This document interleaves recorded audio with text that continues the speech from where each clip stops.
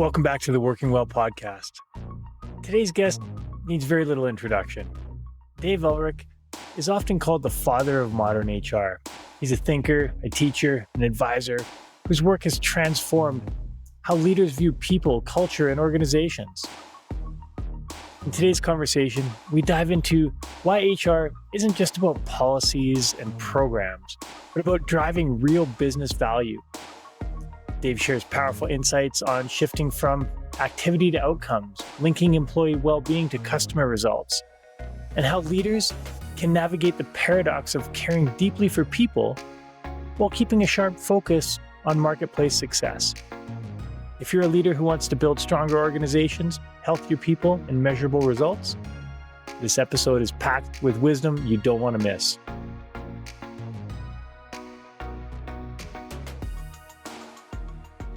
Dave, it is so great to have you on the show. Been looking forward to this one for a long time. Lots of people out there know you. For those who don't, if you can just give me a 30-second overview or give them a 30-second overview. I'm Dave Ulrich. Welcome to my office, the overview of what's behind me. I love to think about thoughts and ideas and a spouse and people I admire and a family. I'm intrigued with not just working well as part of your podcast, but I'm intrigued with organizing well. And how do you build organization, people, and systems that create value for others? Excellent. Love it. And one of the things we're going to talk about today is the changing nature of HR, the mindset around HR leaders themselves, but also the mindset of executive leaders that aren't in HR, how corporations view HR. What are your initial thoughts on that? Let me do it with a very simple example. Let's assume that there's an executive team and they're going to invest in some HR initiative. It could be a wellness center. It could be employee engagement. It could be talent. It could be training. What usually happens? An HR person comes into the room and says, "Hi, I'm here to invest in a training program or a wellness center." And they ask for a budget. And then there's a little debate and you either get it or don't get it. I think that's the wrong mindset. Let me tell you where I hope that goes. I'm in HR and we want to invest in, let me pick a wellness center because I know that's the title of your podcast and that's your experience in working well together. I want to invest in a wellness program, physical, emotional, social, not just physical. I think the HR person comes into the meeting and says, "I'm not here to invest in a wellness center." They go, "Well, I thought that's the agenda." No, I'm here to help customers buy more product. I'm here to help investors get a better return on their investment, either debt, they get their payback, or equity, they get equity. I'm here to help our company build citizenship in the community. Those are your goals as a business team. I'm here to make them happen. Once that mindset happens, you then say, the wellness center that we invest in will improve our employee engagement and morale, and we have data about that. The wellness center that we invest in will improve how the employees are productive inside the company. And when those employees have better morale, that will improve the engagement of the customers they meet with. We have data that employees who attend the wellness center and are physically, emotionally, socially, it's called Build the Corporate Athlete. There's some great work on that. Mm-hmm. When they have physical, social, emotional, and spiritual well-being, they're going to have a better experience. And those employees with a better experience are going to get higher revenues from customers. And the investors are going to give us a higher price earnings ratio. So I don't want $100,000 for a wellness center. I want $500,000 because I'm going to get your return on that. Yeah. That's the mindset. And it's not an HR issue. That's a business issue. Yeah. Awesome. I love to hear that. That's definitely the drum I've been beating for a long time. Why do you think it's not happening in enough companies these days? Yeah, that's a great question. If you can answer that in your next 70 podcasts, I think we know, but we don't know how to do it. I think sometimes HR people, all of us get excited about the activity. How many people came to training? How many people attended the wellness center? Instead of the outcome of the activity. That's an old one in HR, but it's so new. Let's get 40 hours of training. Well, the question you'd ask yourself is, did it have any impact? Yeah. I mean, you can have 40 hours of really stupid training. What's the outcome? And I'm very passionate about starting with the outcome. Build with the end in mind, whatever you want to call it, and then work your way back. If we want customers to buy more product, and almost every executive would say, well, duh, that's where our revenue comes from, is customers. If we don't get customers to buy more product from us, we're in trouble. Good. What's going to cause them to do that? Is it the product innovation? Is it the technology? Is it the employees they interact with? Let's figure it out. And if we can build that bridge from the future back, I think that's where HR needs to go. And I don't think HR people do that as often as we should. We go into HR because we like people. Well, I think we go into HR because we want to help our company be successful. I'll give another example, and I'm talking a little too much. I'd love to ask the question of HR and other people, what's the best thing you can give an employee in your company? And I give them options. One, be safe. Psychological safety, physical safety, emotional safety. Two, become better, learn and grow, believe, have values, belong, all the above. What's the best thing you can give an employee? Or six, none of the above. And everybody answers five. Believe, become, belong. That's what we want. I say, no. What's the best thing you can give an employee? And the answer for me is six. The best thing you can give an employee is a company that succeeds in the marketplace. And think about that. If the company doesn't succeed in the marketplace, there is no workplace. That's not about greed. That's about, I've got to succeed in the marketplace. Without a marketplace, there is no workplace. And so starting with that assumption changes how we think about HR, changes how we think about AI. AI is not a tool. AI is a tool so that we succeed in the marketplace. And that mindset for me, Tim, becomes so critical. Mhm. Why should I listen to your podcast? Well, Tim is smart. He's articulate. He's got once in a while a good guest. He's clever. He laughs. He's funny. He's clear. No, this podcast should help you do something better that helps you meet your goals. Absolutely, yeah. And then I guess we get to the point is once we are succeeding in the market, what's the next step? Then number five becomes Oh yeah. one of the That ways of well, doing and business. well, the point is, how do we link those things inside the company to what happens outside? Yeah. There's some great examples in the audience that we share today. I'll join you. This is our audience today. Mhm. Um, you may 100%. do an employee engagement survey. If you do an employee engagement survey, I really encourage you to correlate those results with customer engagement. We have net promoter score for customers, whatever the customer score is, correlate them. Here's what you almost always find. The correlations are 0.6 to 0.8. The way that our employees feel treated will correlate highly with the way the customers feel treated. And there's often a lag. Good employee engagement shows up 3 to 6 months later with customer engagement because the customer doesn't feel it. When the employee engagement drops, there's also a bit of a lag, but it's hard to get back. Mhm. So if I'm in Canadian Tire or one of the great stores in Canada, we lived in Montreal for 3 years, so I love the Canadian market. Yeah. Tim Hortons, wherever it is. If you measure all the employee engagement in Tim Horton restaurants, the correlation between the employees in that restaurant and the customer commitment and their behavior, will they buy more donuts? Will they buy more products at Canadian Tire? Is going to be high. And if you lose that engagement, it's really hard to get back because customers won't come back. They'll go elsewhere. Yeah. So I think getting that mindset for a business leader, I invite you in as a business leader. I invite in an HR person doing a wellness center. And I say, I'd like you to do a pitch on the wellness center. And they start saying, well, we're going to invest this much in the wellness center and say, time out. The first two slides, what's it going to do to our customers? What's it going to do to our investors? What's it going to do our ability to implement strategy? If those aren't your first few slides, you're dismissed. Mhm. Boy, that's a hard news for a business leader. But I'm not here to get more weights in the weight room and to have people coming to the weight room. I'm here to get customers to buy more products. Show me that connection. Yeah.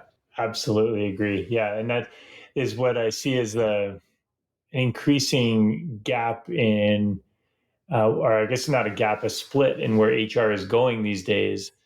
We have the more strategic leaders in the CHRO, CPO roles, and it's increasingly separated from the administrative side, the payroll, benefits, that type of thing. And I think a lot of HR leaders that haven't made that mindset shift from technical, administrative to strategic business impact are struggling. And I think, I agree. yeah, And especially, I'm going to tweak it a little bit. Mm. We love to talk about from administrative to strategic, short term to long term, from top down to bottom up, inside out, outside in. I'm becoming more convinced that it's and also. One of the things that makes HR so tough. Well, you were a baseball player. There's 5 key skills in baseball, if I remember right. Is that true? I can't remember. Catch, throw, Yeah. run, hit, Yeah. whatever they are. It isn't one or the other. It's all of them. Yes. And so HR, guess what? You got to be administrative. You got to get the payroll checks done. 100%. Yes. And at the same time, I call that now. We've called that in our research. We do a lot of research on that. Navigating paradox. If you can't manage the tension and paradox of and also, then you're going to be in trouble. Because if you only and the reason the administrative has got to be done, and I think we're going to see AI doing more of that. 20 years ago, we outsourced it all. We had outsourcing centers everywhere in the Philippines and Sri Lanka. Now we're bringing it back in through technology, but it's got to be done. A number of years ago, and again, stories might be helpful. I was in a meeting with a bunch of HR people, big global company, and the company was doing business in China. They were building the Chinese Asian market, and they were talking, we're going to help make that happen. And at the end of the day, the CEO came in and he said, I've heard where you're going, but let me tell you a quick story. We just interviewed a new vice president of marketing. We made an offer letter. It went out over my signature, the CEO, but HR did the letter. I mean, that's a reality in companies. And you got a decimal point off. So instead of an offer of $200,000, it was 2 million. And the person called me immediately and said, thank you, I'll take the job. And they knew it was a mistake. And he said, mistakes will happen. But you are sitting today talking about doing business in Asia, changing the nature of a company, and you can't get a decimal point right. And the point I'd make is you got to do both. And we'll make mistakes. I mean, decimal points will be off. That's inevitable. I'm having right now a bad hair day, and I just noticed that. And it's going to be that way, and that's too bad. I bet you've never had a bad hair day, Tim. It's just kind of embarrassing. I And you have know what? them all the time. You move on. You don't let it distract you. We made a mistake, acknowledge it, but work to get that. And AI is going to help with that because AI will streamline some of that information. But that's I hope we can get HR people to navigate those paradoxes. We care about our people and we are competitive in the market. We're going to do both. Well, and I appreciate you clarifying that because, yeah, my goal was not to say we shouldn't be doing the admin. Like, that's important. People want to get paid and people want to have their benefits administered and everything like that. The idea is that there's an evolution to the traditional HR thinking to be more Absolutely. strategic and what's our impact across the entire organization. And Can I stretch you again? yes, What's the absolutely. impact That's what this is across for. our entire ecosystem? For Ecosystem. example, when I go to HR people, I say, who's the human in human resources? Well, it's our employees. We are committed.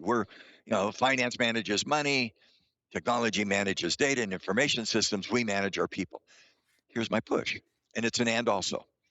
Who's the human? I think it's the employee. And guess what? A customer is a human being. Some customer decides today, I'm going to make this purchase. An investor is a human being. Now, sometimes they're not very human, they're investors, but it's a human being who says, I'm going to pay a premium for this stock. I'm going to agree to loan this company money. The citizens where we live and work, whatever city you're in, the citizens are human beings. And so for me, HR today, and this is the evolution, Tim, that I get excited about. How do I in HR serve all of those stakeholders who are human beings? I'm going to serve the employee, no question. I'm going to serve the business, deliver strategy, financial results, but I'm also going to serve the customer. I can give examples of that. I'm going to serve the investor. I'm going to serve this community. And I in HR am committed to creating value for each of those stakeholders. That's the new human for me in human resources. I love it. Yeah. And that is, again, thank you. I It's an learned, by the way, this is an and also. That's not from human to customer. No, it's you got to do both. yeah. And this is why I love doing these podcasts is because every single episode I learn something new as well. And it helps me keep growing and it shifts my perspective on the world. So thank you. This is great. So you mentioned a bit about AI and where you see the future going, but paint that picture a bit more for what you see, call it 5 years down the road. First of all, it's probably not 5 years. It's Well, probably 5 days. I don't understand it all. But I'm learning a few things. And again, I'm going to tell stories because they capture it. About a year and a half ago, when ChatGPT started getting popular and AI started, Gen AI, our daughter is was then about 2 years ago a professor of sociology, and she called me and she said, "Dad, I'm out of work." I said, "I'm so sorry. What did you do?" And she said, "This thing called AI is going to write papers. No student's going to ever write a paper again, and they're going to go to AI to get ideas. So they want to do sociology. You want to do demographics in Bolivia. You want to do gender differences in athletes, whatever it is, and AI will write a paper." Oh, that can't be. So I went online. This was a while ago. What's the future of HR in 200 words? And it wrote it in 15 seconds. We've all played those games, write a poem, do something. And I called Monica back, our daughter, and said, "Sweetheart, I'm out of work too. I mean, it's a great essay. What am I doing?" And she said, "What are we going to do?" And I don't know. I thought a lot about that. What AI does is brilliant. It summarizes information from the past. So I read my 200-word essay, and it was brilliant. It's stuff that Linda Grattan, people you had on your call, it's stuff that thought leaders and your podcast is probably part of the AI data set. Yeah. So it takes what your podcast has done, what Linda Grattan, Peter Capelli, Mark Houston, I mean, really smart people have done, and it puts it into a 200-word summary. But that's not the future. Yeah. That's the past. AI is brilliant. And in a company, I'll give an example. I was in a manufacturing company, and I could use a bunch of examples. They have 40 manufacturing plants around the world. They say, "What's the skills of a manufacturing plant manager in this market, in this industry?" Boom, here's the 7 skills. And they said, "Dave, we don't need to ever do benchmarking again. We've got the skills. Let's now go train them and develop them." I said, "Time out. How many of your competitors have done the exact same thing?" Every one of them. AI provides information parity. It summarizes what's been done, and everybody now has the same data. You don't win with parity, you win with differentiation. Mm. So our daughter said, she teaches me all the time, turn in 2 papers. I want to look at demographics of athletes in track, whatever it is. I mean, it's a sociology question. Here's the AI paper. Now give me your paper.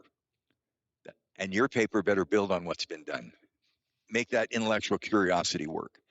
I think AI is phenomenal, and I use it. I post. I'm doing a book and I'm doing an article, and I say, "Oh, there's a reference to Peter Drucker's book on management. I can't find the bibliography." ChatGPT, what's the reference for Peter? Boom, it takes me 1 minute to get it instead of having to go through files. Or what did somebody say?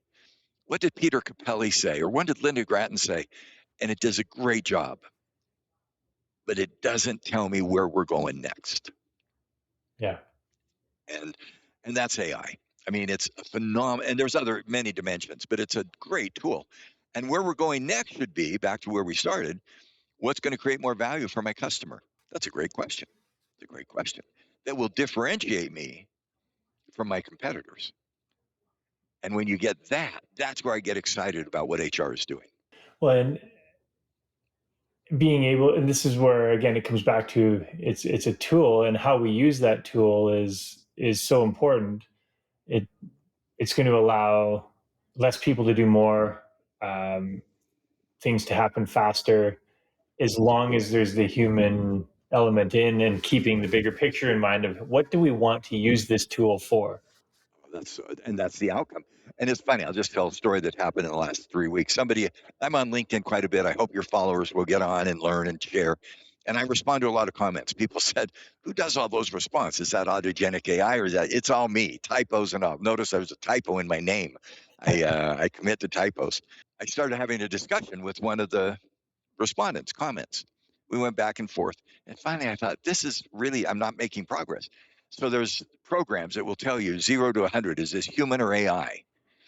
This was 0% human. And it finally hit me, do not have a debate with an algorithm, because the algorithm will keep going forever and you're going to run out of steam. And the algorithm has unlimited data. And so I quit. I'm trying not to have debates with algorithms. And that's what AI is. Yes, totally. All right. You're not an agenic avatar, are you? You're No, real. no. You can mesh your hair and say, "Yeah, that's a messy hair day," and that's okay. Although, and I don't know how true this is yet, but I heard there was a bank somewhere that someone got a message and they hopped on a Teams call and it was all, apparently it was all, and he ended up wiring money to, and he thought it was his coworkers and it was agentic AI. It, That's scary because it can replicate you and I, voice and yeah. look and have speaking in multiple languages. It's one of my fears of AI. It's one of the risks because how do you know that's not just an agentic AI is an algorithm? How do I know that's not an algorithm? And what I would say to them is mess your hair up, just go like this and go, oh, that's real because nobody would know. Computers aren't stupid enough to do that. They're programmed to be better. Unless we program that way. That's true. That's true. And it may come. I just think AI. You said it. I think it's a really great tool used well. Mhm. If we get a bit more granular and focus on the practical aspects, we've talked about the big picture, thinking in terms of the ecosystem impact. And from an individual leader perspective, how do we take that knowledge and apply it into what we do each day? I'm going to try to tie that into your working well and wellness. There was some great work by a group called Creating the Corporate Athlete. I don't know if you've seen that. I It's a have, lot of yes. work out there. And they say, what does it take to take care of yourself? Now, leaders have to do a lot of things. We've done our research on that. I do a lot of research on that stuff. They have to set a strategy. Where are you going? They have to execute a strategy. How do you get there? They got to manage people to get there. They got to manage the systems to sustain it. But in the middle, north, south, east, west, where are we going north? How do we execute east, west? How do we manage people? How do we build systems to sustain it? In the middle is taking care of yourself. If you don't take care of yourself, it's hard to care for others. Mhm. And what I really love in the granularity, and I've seen this in psychology, I've seen it in a lot of places. There are 5 questions that I ask leaders as they try to take care of themselves. And this is not from to, it's and also. I'm just going to go through the 5 really quickly. Physically, sleep, nutrition, exercise. I don't do great on that. I'm heavy. I need to lose weight and I don't get enough sleep. But you've got to manage the physical self, the body, the physical. You've done that. You're an athlete and have maintained some of that. Just your physical vitality. Mhm. Social, build relationships with each other. Build relationships. I'm talking to a group of young people in their early 20s. I love working with 20 to 25-year-olds because that's where you set standards. Your friends become who you are. Who are you socializing with? Who are you spending time with? And we see that in so many ways. Do I have a great social network? People I can turn to.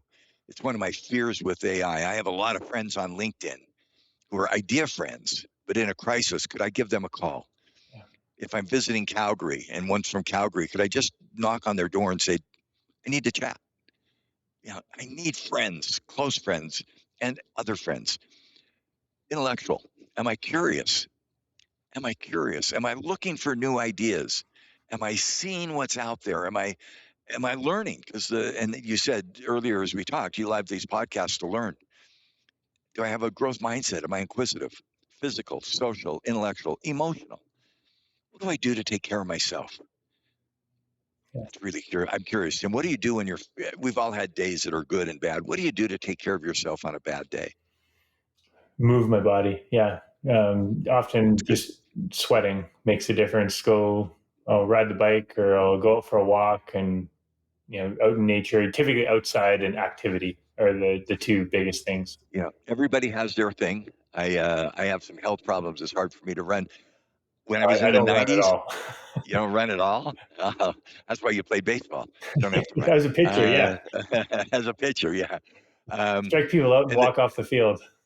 That's true. And you hopefully don't walk off before the ninth inning. Exactly. Um, I used to watch this TV show, and it's a confession I shouldn't make. It's an American show that shows around the world, Seinfeld. Yes, love it. It made no sense, American show that shows around the world, Seinfeld. I'm watching, oh, wow, you're George. Anyway, for those who know Seinfeld, just take care of your energy wherever it comes from. Um, and the other one is spiritual. Find meaning. This is not about a religion or a particular faith, but I heard the other day that uh, religion is having a comeback in Gen Alpha. The Bible sales are up, and it's not just Bible, but it's the Torah, it's the Quran. that people are saying, I need a purpose. Mm-hmm. I need a purpose. Life is not about random energy. So finding meaning. So I love to go to leaders and say, you taking care of yourself physically, socially, intellectually, emotionally, physically, and the work. It's called Creating a Corporate Athlete. The group did it out of Florida, I think. Leaders who manage themselves tend to then be able to better care for others. Yeah. Yeah. If you're, it's the whole put on your own oxygen mask first, right? If you That's a can't do great line. that, there's, even if you do lead your team relatively well, you're leaving performance and capability on the table by not I agree. caring for I mean, yourself. we have too much leadership. I was working with a very famous leader. I sometimes said his name, Jack Welch, and sometimes don't. And he called me and he said, Dave, I demand that our leaders practice participative management. And I said, let me say that back to you. I demand that our leaders practice because I know it's better for the company. Yeah. No, no, no, no, no, no, no, no. You cannot demand participation. That's leadership hypocrisy at its extreme. But we do it as parents. I don't know if you have children. Yeah. When our kids were 7, 8, 9, clean your room, clean your room, clean your room. When they hit 12 and 13, Dad, your room's a mess. I mean, avoiding that hypocrisy and leading by example becomes so critical around those 5 dimensions as well. Yeah. Yeah. I've got 15, Don't you love that line? I 17-year-old demand that you have a 15-year-old? and a 17-year-old. Yeah. Oh my goodness, you're almost going to have humanity again in 5 years. That's the old Mark Exactly. Twain quote. But yeah, But the ability to demand that is just, I can't demand participation. What do you have to do? You got to model it. You got to demonstrate it. You got to encourage it. You got to reward it. I mean, but you can't demand it. And anyway, that's the message. I think strategy, where are we going? Execution, how do we get there? Talent, who stays? Or talent, who goes with us? Human capability, who's human capital, who stays? And then in the middle, am I taking care of myself? Am I modeling what I hope others do? yeah, awesome. And what companies out there do you see as really leading the way in this? I always get scared to name companies because as Okay. soon as you name them, they go away. And then I've named some, and then somebody calls and says, "You didn't name me," But here's a question I'd ask yourself: is if I'm listening to this podcast, some very simple diagnostic questions. Am I, as a business or HR leader, focused on the value I create for others? Mm-hmm. That's an interesting first question. It's been a driving factor for my wife. You have kids? Are you in a relationship? Yeah. If you give your partner a gift, who defines the value of the gift, you or your partner? Your partner. Your partner. Yeah. It's duh. My wife is on my credenza. We've been married a long time, 50 years. I used to give her tickets to sporting events. And her comment was, enjoy yourself. I mean, yeah, values defined by the receiver. So my first question, if you're listening, who are my receivers? Who's going to get value because of what I do today? Sometimes we debate, by the way, should I work at home or should I work in the office? Hybrid work. There's been a big debate about that. You probably had podcasts on it a few times. My stance is that's the wrong question. Who am I creating value for? Can I create value sitting in my office? Can I create value in person? Where am I going to create? Who's my customer? Who's my stakeholder, my human? Second, what can I uniquely do to help them get what they need? What can I uniquely do to help them get what they need? They can get value from lots of places. What can I bring? For example, you're with your 2 children. I'm a father. They can get value from their teachers, their coaches, their mentors, their spiritual advisors if they're involved in church. What do I bring that's unique? I think that's a great question for every leader to ask. And third, am I taking care of myself? Mm-hmm. Am I managing myself? Anyway, those are some diagnostic questions. Uh, one of the things I've learned in teaching, and I'm old, so that's why I'm married 50 years. That means I'm really old. Um, I used to teach case studies. Let's go learn about Unilever. Let's go learn about AGT. AGT may not even be alive anymore, but let's go learn about Royal Bank. And I do a case study. Lately, when I'm teaching, I say, I don't want you to learn a lot about a company you don't care about. You really don't care about Unilever. You don't care about Royal Bank. You don't care about CIBC.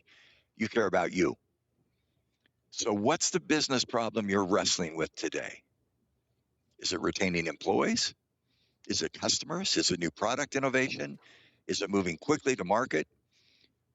What I want to do today is help you write your story. I want to help you create a story that some ideas that will help you solve your story. The metaphor is when you go to a restaurant. I don't know, what restaurant do you like? Is there a restaurant you We don't go for dinner. we We don't go? always order in, skip the dishes. Yeah, it used to be you go out to eat, and now you stay home to eat and go out to shop. It's just very different. Anyway, but the restaurant says, "Here's a menu. What's going to work for you?" Mhm. And I think that's what we need to be saying. What can I do that will help others get value from what they do? That's the agenda. That's where I hope we can begin to focus to move forward. So you've talked about some great things that leaders can do, and how looking at all the different factors of well-being and how we're showing up for that. Where do you see the gaps in current leadership training, and how do we bridge that? I think, look at the levels of training. We give a lecture that doesn't work very well. We go online, that's helpful. We do a case study, we do action learning. The level above that is the one I just talked about. We do learning solutions. So I start by saying, what's the problem you're wrestling with? I'm having trouble retaining good people in this AI business. Or Facebook right now, Meta. I'm having trouble attracting people. And I know talent is going to be a key to our success in a changing AI business. Good. Let's spend the next hour talking about that. And now I usually work with executives, not 20-year-old students, but Hmm. let's learn about that problem and how can we help you solve it through the collective wisdom. And then I bring in, there's 4 or 5 research studies. How do you get people to stay? You get them to behave as if they're committed. Get your best employee. There's a quick example. Get the most talented employees you've got at Meta who are at risk of leaving because they have tons of job opportunities. Get them to go do college recruiting for 2 weeks. So for 2 weeks, they're going to go to colleges and say, come work for Meta. Well, in the process of convincing others, they've convinced themselves. Okay. I can bring in research like that. But let's get the group talking. And so at the end of the day, I'll give us a quick example. There people come to a class, there's 30 or 20 or 30 executives, they have a name tent. Turn your name tent over. Today, we're going to talk about talent or organization or leadership. What's the biggest challenge you see in that space for your company today or for you? The end of the day or the end of a 2-week program, turn it over. What have you learned that will help you with that challenge? And if not, let's spend the next hour talking about your issues. To me, that's such a fundamental shift in the training logic. It's not just a lecture, a technology, self-serve training, a case study, or an action learning. I call it learning solutions. Let's learn to solve your problems. Mm-hmm. Well, I love that. You've just pretty much summed up the value of executive coaching and team coaching, because it's this facilitated conversation about the things that are most important for those leaders and those teams. Well, one coaching example that I love that illustrates it, it's a friend of mine named Bob. The leader scores bad on listening skills, whatever 360. So Bob says, "Oh, you got to go to action learning. You got to do learning solutions. You got to go to communications," and they go to some workshops. Scores don't go up. So Bob sits down and says, "The scores didn't go up. Why not?" And the leader looks at me and said, "I think people are stupid. I don't think they have anything to say." And Bob goes, "But I've just sent you to all these programs." Well, we got to start helping you understand that people are valuable. Don't look at a solution, look at the underlying issue. And I think that applies for training all over. And if you're doing coaching, you don't start by saying, here's an answer to coaching. What is it you're trying to do? And how can I help you reach your goals? Yeah, and we could have a whole other series of podcasts on just the learning and development side and the changes that need to happen in those areas. But what you've given so many different tips and gems over the course of this conversation. What can you sum up maybe the top 3? Because there have been so many. I'll make one headline. Let's go back to the question I asked for you and your spouse and me and my spouse of 50 years. You start with who am I trying to serve? Your spouse, your employees, your humans. What can I do that will help them reach their goals? What can I do that will help them reach their goals? And sometimes their goals are not aligned with yours. So what I can do is help them realize this may not be the right place for you.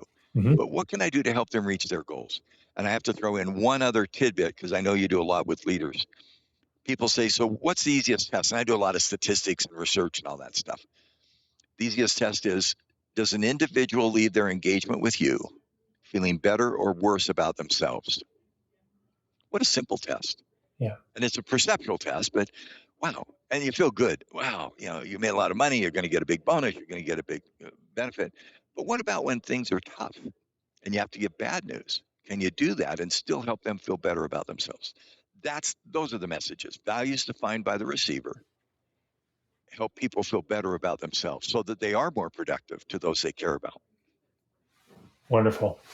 I love it. And again, we could continue talking for a long time. I know we try and keep somewhat time boundaries on these calls.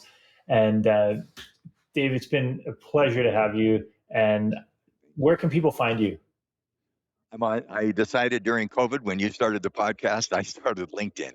And I'm on LinkedIn. People say, is that really you? It is. Look at the typos on my name. Look at it's me. I'm on there an hour or two a day trying to learn, make comments, and push me, challenge me, and I'll challenge you back.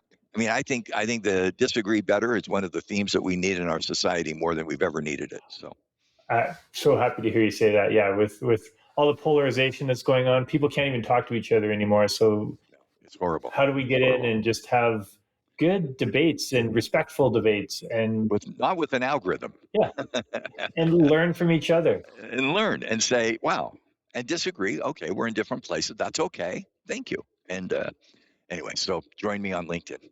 Thank you. We'll do it. I'll make sure that link goes in. Thank you.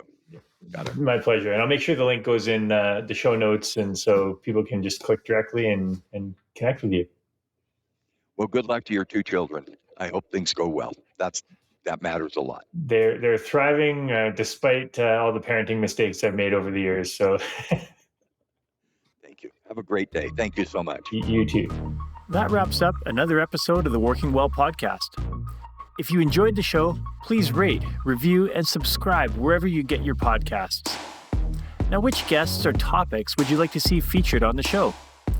Message me through LinkedIn or on the contact page of timborys.com with your ideas. Thanks for tuning in. I'm Tim Borys, and I look forward to seeing you on the next episode.